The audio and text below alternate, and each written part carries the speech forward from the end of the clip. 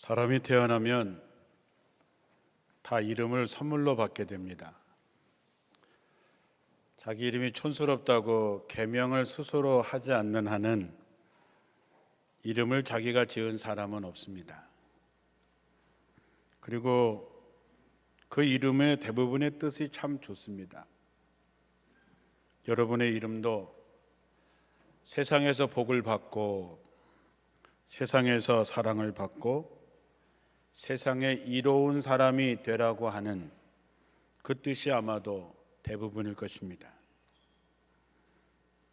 지금 12명의 이름을 한번 불러보겠습니다. 성경을 많이 읽으신 분들은 아마 이게 누구구나 하는 것을 아시겠지요. 르우벤 지파의 삭굴의 아들 삼무와 시므온 지파에서는 호리의 아들 사밧, 유다 지파에서는 여분네의 아들 갈렙, 이사갈 지파에서는 요셉의 아들 아갈, 에브라임 지파에서는 눈의 아들 여호수아, 베냐민 지파에서는 라브의 아들 발디, 스불론 지파에서는 소디의 아들 갓디엘, 요셉 지파 곧 므낫세 지파에서는 수시의 아들 갓디, 단 지파에서는 그말리의 아들 암미엘, 아셀 지파에서는 미가엘의 아들 수들, 납달리 지파에서는 앱시의 아들 라비, 갓 지파에서는 마기의 아들 구엘. 누군지 아시겠지요? 우리가 역사에서 배웠던 이름도 한번 불러드리겠습니다. 삼도수군 통제사 겸 전라 좌수사 이순신, 충청 수사 권준, 전라 우수사 김옥추, 중군장 미초왕 첨사 김응함, 녹도만호 송여종, 가리포 첨사 겸 조방장 이영남, 평산포대장 정웅두, 순천부사 우치적, 사도첨사 황세득, 거제현령 안위, 흥양현감 최희량, 강진현감 이극신, 순천감목감 김탁. 이 13명의 장수들은 명량해전에서 조선을 구해낸 장수들입니다. 가만히 보면 앞에 말했던 사람들은 이길 수 있는데도 진 사람들이고, 뒤에 불렀던 사람들은 이길 수 없는데도 이길 수 있었던 사람들입니다. 역사에는 이렇게 수많은 사람들의 이름이 등장합니다. 자랑스러운 이름도 있고 부끄러운 이름도 있습니다. 성공한 사람도 있고 실패한 사람도 있습니다. 이들이 어떤 판단을 했는지, 어떤 선택을 했는지에 따라서 본인들뿐만 아니라 자자손손 큰 영향을 주게 되어 있습니다. 우리도 이들 중에 한 사람이 될 것입니다. 교회에서도 마찬가지고 가정에서도 마찬가지입니다. 또한 우리는 하나님의 생명책에 그 이름이 기록되어져 있습니다. 어떻게 기록될 것인지는 우리의 선택과 우리의 행동에 달려 있습니다. 우린 또한 사람들의 마음속에 기억되고 있습니다. 내가 그에게 어떤 사람으로 기억될 것인가는 우리 역시 우리가 어떻게 하느냐에 달려 있습니다. 우리는 누구나 다 형통하기를 원합니다. 교회가 부흥되기를 원합니다. 사업이 잘 되기를 원합니다. 우리 형편이 작년보다 더 나아지기를 원합니다. 내 자녀들이 지금보다 더 창대해지기를 원합니다. 이거는 기복신앙을 떠나서 모든 사람들이 바라는 한결같은 소원입니다. 이렇게 되지 않기를 바라는 사람이 누가 있겠습니까? 그런데 우리가 그렇게 되기를 바라는 것하고 그렇게 되는 것은 다른 문제입니다. 그렇게 되려면 그렇게 되는 법이 있습니다. 그 법을 지켜낼 때 그렇게 되는 것이지요. 교회를 중심으로 말씀드리지만 이 원칙은 가정이나 사업이나 그리스도인의 전 분야에 적용되는 말씀입니다. 모든 교회가 다 부흥을 원합니다. 하나님이 원하시는 교회다운 교회가 되기를 원합니다. 그런데 부흥되지 아니하는 이유가 무엇일까? 어떤 문제가 있겠죠. 문제가 있으니까 부흥되지 않는 거겠지요. 무엇이 문제일까? 우리 집에는 뭐가 문제일까? 내 사업에는 뭐가 문제일까? 세상이 어려워서일까요? 살다 보면 돌아보면 어렵지 않았던 때가 언제 있었습니까? 왜 하나님의 역사가 이루어지지 않을까? 왜 하나님의 응답이 나타나지 않을까? 하나님께서 사람을 차별하실까? 분명한 것은 복의 근원 되시는 하나님은 우리보다 더욱 우리가 잘 되기를 누구보다 원하신다고 하는 것입니다. 성경은 끊임없이 우리에게 복을 주시기를 원하시는 하나님의 그 간절한 이야기가, 그 마음이 구구절절 이야기하고 있습니다. 하나님이 그렇게 원하시는데도 우리가 그렇게 되지 않는다면 어떤 문제가 있는 거고, 우리는 그 원인이 무엇인지 알아야 하고, 원인을 알아야 문제를 해결할 수 있습니다. 분명히 알아야 하는 것은 우리가 갖고 있는 문제는 우리에게 있다는 것입니다. 많은 사람들이 하나님을 원망하지요. 그러나 믿음이 없는 우리에게 문제가 있는 것이지 약속을 신실하게 지키시는 하나님에게 있는 것이 아닙니다. 우리에게 무슨 문제가 있을까요? 나한테 무슨 문제가 있을까요? 게으름이 우리에게 문제이고, 잠자는 우리가 문제이고, 하나님의 뜻을 모르는 우리에게 문제가 있음을 알아야 합니다. 하나님의 약속이 아니라 자신의 판단과 선택을 따르는 우리에게 문제가 있습니다. 하나님은 역사를 이어가실 때 사람을 통해서 하십니다. 전능하신 하나님께서 모든 걸 다 하실 수 있지만, 그러나 하나님은 하나님의 손에 붙들림을 받은 사람들을 통해서 역사를 이루어 오셨습니다. 믿음의 사람이 하나님의 역사의 주인공이 되는 것이지요. 2023년에 그 역사의 주인공이 바로 여러분이 되시기를 주님의 이름으로 축원합니다. 여러분의 자녀가 되기를 축원합니다. 여러분의 가정과 사업이 기록되기를 주님의 이름으로 축원합니다. 위대한 믿음이 위대한 사람을 만들죠.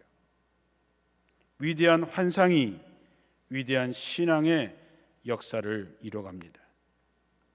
하나님은 예나 지금이나 위대한 신앙인이 되기를 원하는 사람을 원하십니다.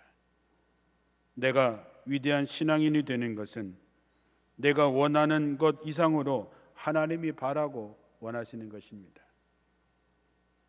하나님이 원하시는 것이 뭘까? 나를 통해서 이루고자 하시는 하나님의 기쁘신 뜻이 뭘까? 하나님이 나를 통해서 하시고자 하시는 일이 뭘까를 생각하고 거기에 동참하려는 사람, 주님이 말씀하시면 순종하겠습니다 라고 준비된 사람을 통해서 하나님께서 일을 해 나가시는 거죠. 학교 다닐 때 선교학을 공부하면서 제 마음속에 남아있는 세 가지의 하나님의 모습이 있습니다. 첫째는 먼저 가 계시는 하나님, 앞서서 행하시는 하나님, 이미 준비해 놓으신 하나님입니다. 우리가 선교사를 보낼 때 낯선 이방 땅에 홀로 보내는 것이 참 마음 아플 때가 많이 있습니다.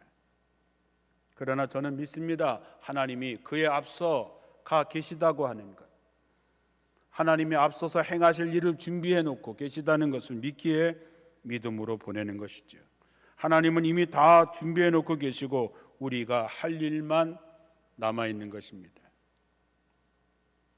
사랑하는 성도 여러분, 혹시 여러분 중에 살면서 백지수표를 받아보신 분 계십니까? 한 분도 안 계십니까? 받고는 싶으십니까? 그런 게 뭐 있겠어. 그냥 뭐 주든지 말든지. 받고 싶은 분만 드리겠습니다. 받고 싶으십니까? 오늘 하나님의 이름으로 발행되는 백지수표를 하나씩 드리겠습니다. 받으시겠습니까? 백지수표의 한도는 얼마일까요? 천지를 창조하시고 세상의 주인이신 하나님께는 한도가 없습니다. 내가 거기에 얼마를 써놓든 그만큼 되는 것입니다.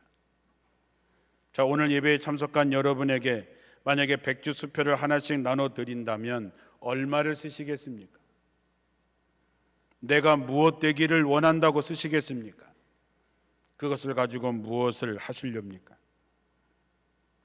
하나님이 우리를 백지수표의 신앙을 우리에게 허락해 주셨다. 믿어지십니까? 안 믿어지십니까? 믿는 대로 되는 것입니다. 우리는 예배 때마다 신앙을 고백합니다. 나는 전능하신 하나님, 천지의 창조주를 믿습니다. 이거는 주문이 아닙니다. 신앙의 고백입니다. 세상의 모든 것의 주인이신 하나님, 이 세상의 모든 것이 하나님의 것이라고 하는 것을 믿으시지요. 그 하나님이 여러분을 구하기 위해서 독생자 예수 그리스도를 이 땅에 보내서 여러분을 대신해서 십자가에 달려 죽게 하셨습니다. 자기의 독생자를 우리를 위해서 주시니가 다른 것은 안 주실까요? 다른 것은 아끼실까요?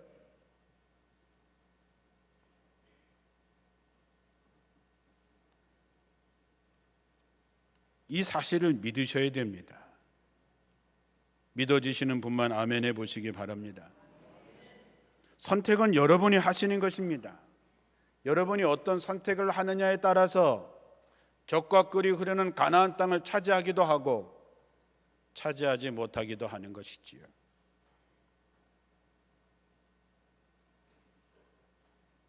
오늘 하나님께서 우리의 믿음 속에 믿음의 백지수표를 허락하십니다.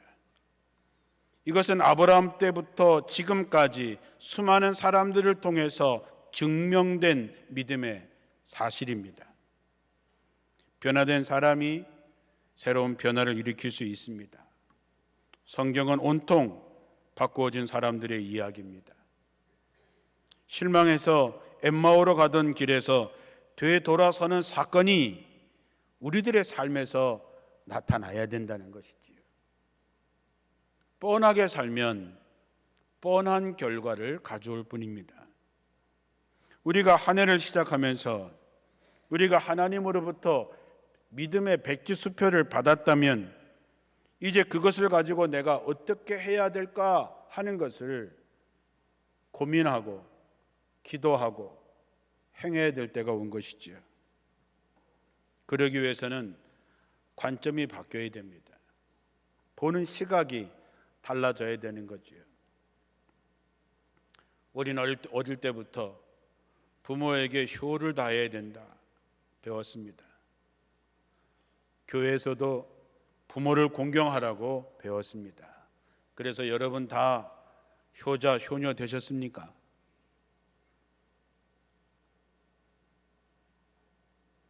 효도 교육이 효도를 하게 만드는 것이 아니라 내가 부모를 어떻게 보느냐에 따라서 효도를 하기도 하고 불효를 하기도 하는 것입니다.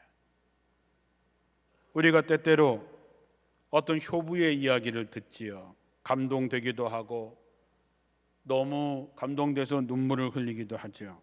그러나 자기 시어머니를 바라보는 눈이 바뀌지 않는다면 결국 효도는 할 수 없습니다. 이 세상을 살아가는 것은 오직 관점이 달라질 때 사람이 변하게 되는 것이지요. 마음이 바뀌지 않은 관점의 변화가 없는 수고, 노력, 인간적인 지식과 교육은 다 헛된 것입니다. 아무리 스스로 노력해 보아도 변화할 수 없습니다. 그러면 우리가 무엇이 바뀌어야 될까요? 하나님을 바라보는 관점이 달라져야 됩니다. 여러분 하나님 믿으십니까? 이것조차도 자신 있게 대답하지 못하는 분은 왜 이곳에 앉아 계십니까? 오늘 눈도 많이 오는데 집에 따뜻하게 계시지. 부끄러워서 대답을 못하신 줄로 알고 있습니다. 그러나 여러분, 고백에는 부끄러워할 필요가 없습니다. 하나님을 보는 눈이 달라져야 됩니다. 하나님이 여러분에게 어떤 분이십니까? 제가 아까 말씀드렸던 것처럼 선교사를 파송할 때마다 먼저가 계시는 하나님, 앞서 행하시는 하나님, 모든 것을 준비하신 하나님을 믿기 때문에 선교사를 그곳에 보내는 것입니다. 그런 믿음의 확신이 없다면 어떻게 보낼 수 있겠습니까? 여러분이 믿는 하나님은 어떤 하나님이십니까? 전능하신 하나님이시죠. 예레미야 32장 17절에 표준 세번역으로 읽으면 이렇습니다. 주 하나님 보십시오. 주님의 크신 권능, 펴신 팔로 하늘과 땅을 지으신 분이 바로 주님이시니 주께서는 무슨 일이든지 못하시는 일이 없으십니다. 이 세상을 창조하신 분이 하나님이시니 하나님은 무슨 일을 하시든지 못하시는 일이 없습니다. 전능하신 그분이 여러분의 하나님이심을 봐야지요. 믿으셔야지요. 민수기 23장 19절에는 하나님은 사람이 아니시니 거짓말을 하지 않으신다.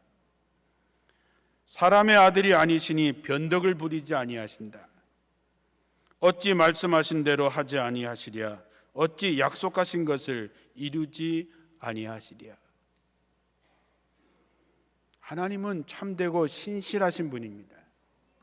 하나님은 우리처럼 기분 좋을 때 막 하고 기분 나쁘고 삐지만 안 하고 이런 분이 아니십니다.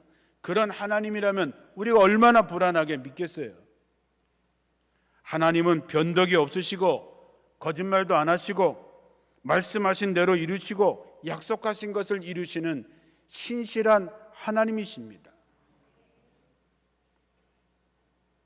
에베소서 2장 8절에 보면 여러분은 믿음으로 말미암아 은혜로 구원을 받았습니다. 이것은 여러분에게서 난 것이 아니라 하나님의 선물입니다. 구원이 행위에서 난 것이 아닌 것은 아무도 그것을 자랑할 수 없게 하려고 하신 것입니다. 여러분, 우리가 구원받은 것은 우리가 어떤 행위를 하고 우리가 뭔가 특별히 나아서 구원받은 것이 아니라 하나님의 은혜, 하나님의 선물이라 그랬습니다. 그러므로 우리가 하나님 앞에 누구 앞에 자랑할 것이 없습니다. 자기 공로를 세울 수가 없다는 것이죠. 자, 전능하신 하나님, 신실하신 하나님, 은혜로우신 하나님이 보이십니까? 그 하나님을 정말 믿으십니까? 그래서 내가 그 일에 기꺼이 동참하겠다고 마음의 결심은 하십니까? 나같이 모자란 것도 부르신 하나님, 나에게 귀한 사명을 맡기신 하나님을 믿습니까? 사명을 감당한 자에게 귀한 상급을 주시고 영생의 상급을 주실 줄로 믿습니까? 동시에 사명을 감당하지 못한 자들에 대한 하나님의 진노를 기억하고 계십니까? 누구든지 그분의 손에 잡히면 크게 쓰여지는 능력의 하나님이심을 깨달아야 됩니다. 그래야 우리가 무엇을 할 수 있지 않겠습니까? 진정 하나님을 만난 사람들은 관점이 바뀌었습니다. 세상 것에 정신 팔려 있던 사람도 바뀌었습니다. 관점이 달라지니까 가치가 달라지고 가치가 달라지니까 삶이 바뀌는 것입니다. 모세가 하나님을 만나고 나서 관점이 달라지지요. 어디 모세뿐이겠습니까? 하나님을 만난 사람들은 다 바뀌었습니다. 돈밖에 모르던 삭개오도 예수님을 만나자 그의 삶이 바뀌었습니다. 자기가 목숨처럼 벌고자 했던 돈, 자기 재산의 절반을 팔아서 가난한 사람에게 나눠줬습니다. 그러나 부자 청년은 예수님을 만나고도 관점이 달라지지 않자 근심하며 돌아갔다 했습니다. 예수를 핍박했던 사울도 바뀌었습니다. 이제 자기 목숨을 위해서 피했던 자들이 목숨을 거는 자들이 됐습니다. 겁쟁이들이 담대한 사람들이 되었습니다. 도망자들이 순교자들이 되었습니다. 그들은 예수님을 이제 구주로 보았습니다. 다시 오시는 심판주로 보았던 거지요. 제자들이 무덤을 찾아갈 때만 하더라도 그들은 예수님을 믿지 않았습니다. 그러나 부활하신 예수님을 만난 제자들은 완전히 바뀌었습니다. 사랑하는 성도 여러분, 3년간이나 열심히 따라다니는 제자들도 부활하신 예수님을 만나기 전에는 그저 제자 이름만 있었던 사람들이었지요.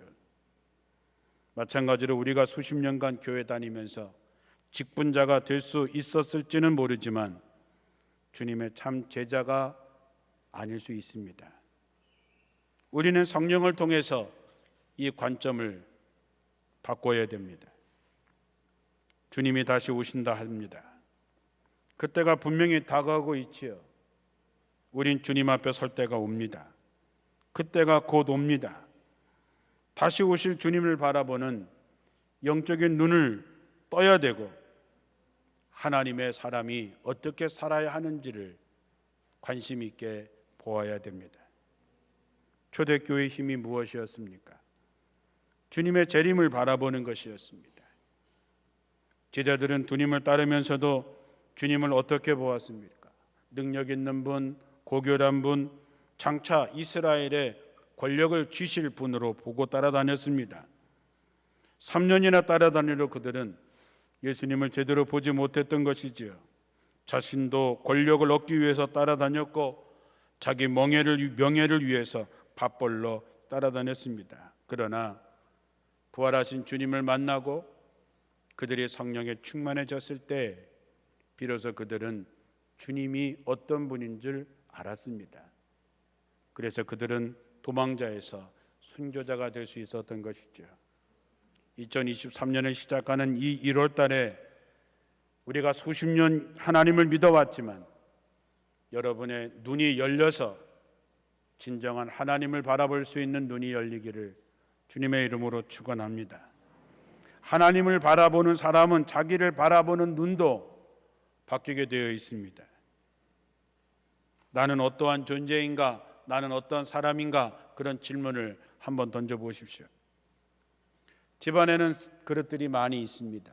금으로 만든 그릇, 은으로 만든 그릇, 노쇠 그릇도 있고 사기 그릇도 있고 나무 그릇도 있고 질 그릇도 있습니다. 성경은 우리에게 분명히 얘기하는 것은 내가 어느 그릇이냐가 중요한 것이 아니고 그 주인에게 쓰임을 받는 그릇이냐가 중요하다 했습니다. 내 속에 과연 무엇이 담겨 있는가? 그것이 그릇의 가치를 정하는 것이죠. 여러분에게 무엇이 담겨져 있느냐에 따라서 여러분의 가치가 정해지는 것입니다. 하나님은 오늘 우리에게 물으십니다. 네 가지 질문이 오늘날 나를 새롭게 볼 수 있는 질문이 될 것입니다. 첫째는 네가 어디 있느냐 하는 것입니다. 하나님은 사람을 찾을 때 늘 묻습니다. 네가 어디 있느냐? 아담아, 네가 어디 있느냐? 엘리야야, 네가 왜 이곳에 있느냐? 물으십니다. 오늘 하나님은 우리에게 물으십니다. 네가 어디 있느냐? 이 질문의 가장 중요한 포인트는 뭐냐 하면 네가 내 안에 있느냐 하는 것입니다. 여러분이 예수 안에 있느냐, 예수 밖에 있느냐. 세상 것을 가지고 와서 자랑하지 말아라. 그것 가지고 뭘 하는데 자랑하냐 하는 것이지. 예수 안에 있지 못하면 다 헛것입니다. 우리가 예수 안에 있지 않으면 가진 모든 것 다 말라 비틀어져서 밖에 버려서 결국 불덩이에 던져지게 되는 것이지요. 주님을 위해서 쓰는 것이 아니면 자랑할 것이 없습니다. 모든 것의 출발은 내가 어디 있느냐부터 출발합니다. 여러분이 주님 안에 있느냐, 주님 밖에 있느냐, 여러분이 어디 있느냐의 질문에 답해 보시기 바랍니다. 하나님의 두 번째 질문은 가지고 있는 것이 무엇이냐 하는 것입니다. 재주도 많고 능력도 많고 실력도 많지만 진정으로 가져가야 할 것이 뭘까요? 세상에서 자랑할 수 있는 거요? 얼마나 갈 것 같습니까? 다 사라지는 것입니다. 여러분의 친구도 사라지고 남편도 사라지고 아내도 사라지고 사랑하는 사람도 다 사라지고 건강도 사라지고 물질도 사라집니다. 하나님이 주시는 것만 남습니다. 이것을 알아야 됩니다. 우리가 정말로 갖고 있어야 되는 것은 모세의 지팡이를 가지고 있어야지요. 성령을 받아야지요. 그래서 구원의 확신과 불타는 구령열, 복음의 기쁜 소식, 말씀의 검, 믿음의 방패, 복음의 전신갑주를 취하여야죠. 그것이 우리를 살리는 것입니다. 세 번째, 하나님은 우리에게 묻습니다. 무엇을 하였느냐? 내가 가진 것을 가지고 무엇을 했느냐 하는 것입니다. 우리가 예수 수십 년 믿으면서 무엇을 하셨습니까? 여러분들이 하신 것 많지요. 그렇다면 오늘 밤에 여러분이 하나님 앞에 간다면 후회 없겠습니까? 여한 없이 떠날 수 있습니까? 하나님 앞에 잘했다 칭찬받는 종이 될 수 있습니까? 한 번밖에 없는 인생은 속히 지나가지만 하나님께 한 것만 영원히 남는 것입니다. 오늘 하나님께서 여러분에게 묻습니다. 너 그동안 뭐 했니? 라고. 자, 이제 하나님께서 마지막으로 묻습니다. 무엇 하기를 원하느냐? 지나간 것은 지나간 것이지 다시 돌아가서 다시 시작할 수 없습니다. 그렇다면 이제 무엇 하기를 원하느냐? 이제 어떤 사람이 되기를 원하느냐? 지난번엔 도망자였던, 회피자였던, 구경꾼이었던, 지나간 것은 지나간 것이고 이제 네가 어떻게 되기를 원하느냐?